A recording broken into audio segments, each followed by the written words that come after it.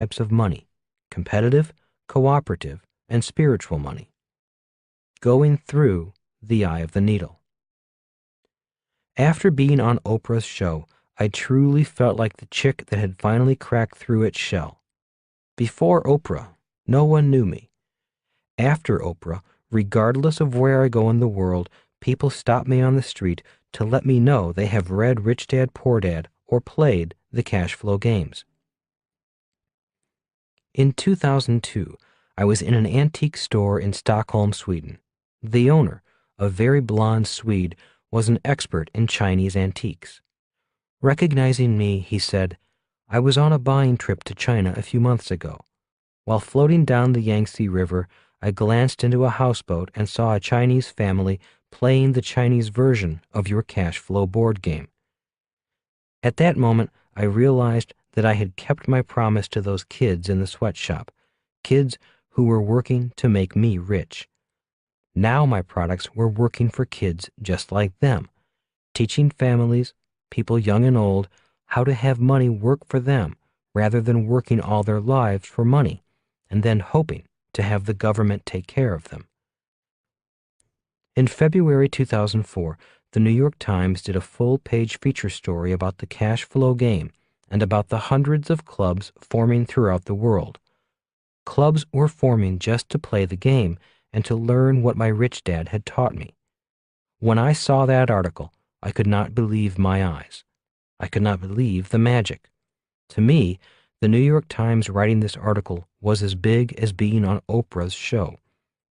When I saw the article, I knew that what I had learned from teaching my business school for entrepreneurs and business school for investors had been successfully transformed into a product, the cash flow games, that could teach what I used to teach. People were now learning the fundamentals of accounting and investing in less than a day. On top of that, many of the players have had significant breakthroughs in how they see the world.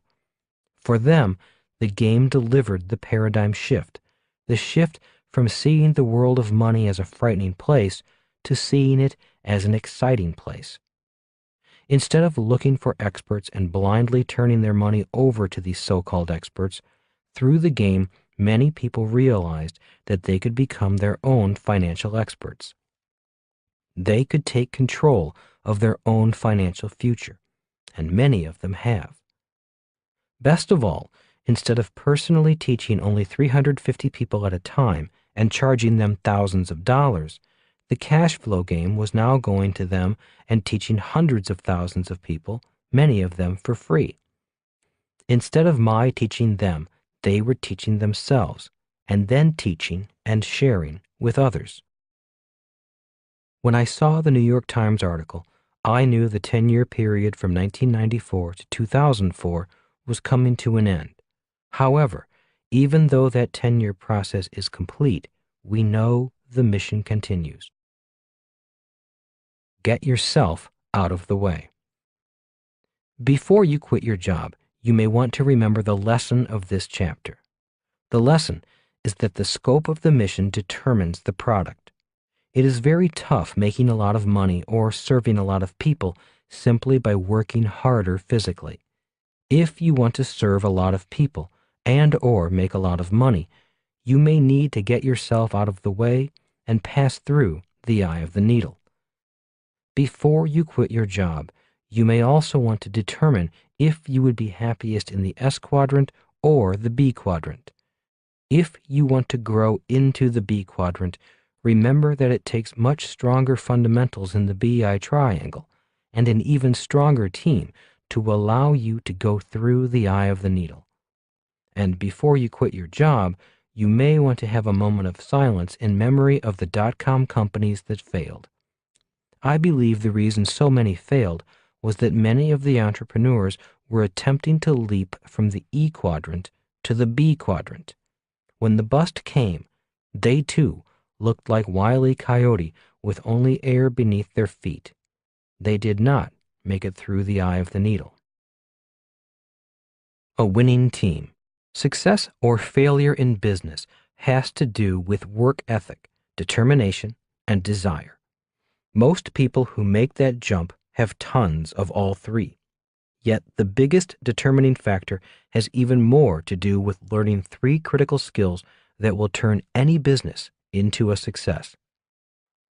First, in order to build a business, you have to be able to sell because sales equals income. When income is lacking, it's usually because the owner doesn't like to, doesn't know how to, or is simply reluctant to sell. Without sales, however, you have no income. There is a myth that you have to be an attack dog to sell. Not true. Second, in order to build a real business or network and move out of the S quadrant, you have to be able to attract, build, and motivate a great team. In the world of small business, everyone on that team has to be willing to sell, regardless of their position in the company. In order to make that happen, the third element becomes critical. That is your ability to teach others in the business how to sell, how to be great team players, and how to succeed. It is this skill that ensures growth, profit, and longevity. The sad fact is that most business owners are never taught how to do any of those things. As a matter of fact, most of us are conditioned to believe that sales is a nasty task, that if you want things done right, you have to do them yourself, and that teaching is what you experienced in school. When we work in business, the very first thing we do to increase income is to help people establish what we call the code of honor. The code is a simple set of rules that turns even ordinary people into a championship team, a team that not only sells, but is hungry to learn and enforces an incredible level of accountability for personal conduct, performance, and numbers. It articulates the behaviors that are critical for success, and it demands the agreement of all team members to play that way. Most people would like to be the best they can be. As a business owner, you have to create the environment or context that will make that happen. It's not only something that you can learn, but it's something that will make you successful. Many times in business, it's not what you deliver, but how you deliver it that makes the biggest difference.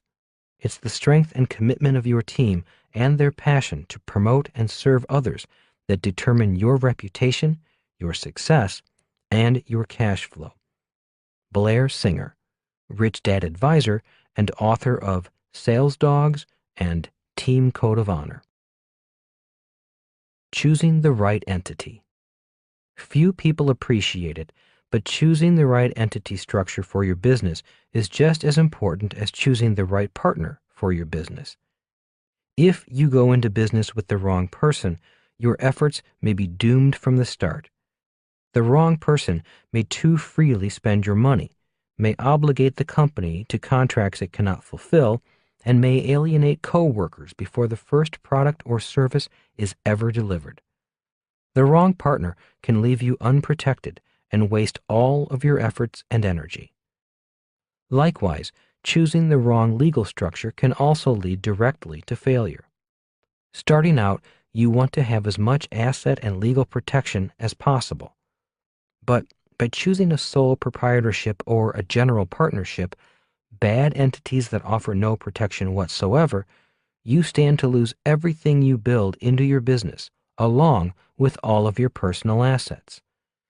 Plaintiffs and their attorneys love to see businesses operated as sole proprietorships and general partnerships because they can reach both business and personal assets when they bring a claim. They have free rein to reach all of your assets. Instead, use a good entity such as a C corporation, S corporation, limited liability company, or limited partnership. These entities protect your personal assets from attack against the business. And like the right partner, the right entity will help you advance your protection and future prospects. Garrett Sutton, Esquire, Rich Dad advisor, author of Buying and Selling a Business, Start Your Own Corporation, Writing Winning Business Plans, and the ABCs of Getting Out of Debt.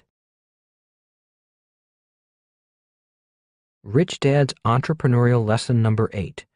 Design a business that can do something that no other business can do. Chapter 8. What is the job of a business leader? The business leader. What is the business leader's most important job? I asked Rich Dad. Well, there are many jobs that are very important. It would be hard to say if any one job is more important than the other. Instead of just one job, I can tell you what I think my 8 most important jobs are. The following is Rich Dad's list. 1. Clearly define the mission, goals, and vision of the company. 2. Find the best people and forge them into a team. 3. Strengthen the company on the inside.